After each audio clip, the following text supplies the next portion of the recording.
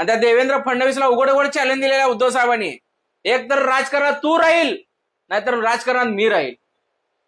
हे जे विधान आहे, या विधानाची चर्चा अख्ख्या महाराष्ट्रभर आता झालेली आहे.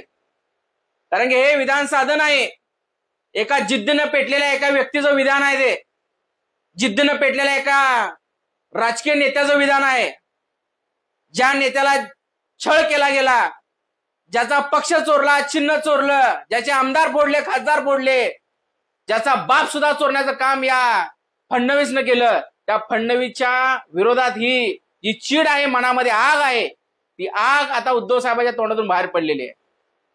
माणसाला त्रास द्यायचा तर किती द्यायचा, एक ना एक दिवस त्याचा बांध फुटणारच, त्याची चीड बाहेर येणारच. तुम्ही ज्या व्यक्तीला वारंवार जर त्रास दिला तर तो व्यक्ती ईर्षेनं पेटून उठतो. त्याच पद्धतीने उद्धव साहेबांनी या महाराष्ट्रामध्ये आता पेटून उठलेत, फडणवीसच्या विरोधात, या मोदीच्या विरोधात, अमित शहाच्या विरोधात.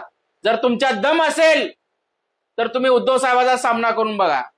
तुम्हाला या लोकसभेला दाखवून दिलं उद्धव साहेबांनी, 43 वरून 9 वर आणलेलं आहे उद्धव साहेबांनी भारतीय जनता पार्टीला. आता या विधानसभेला तुम्ही 105 आहात ना, तुम्ही 50च्या वर जाऊन दाखवा.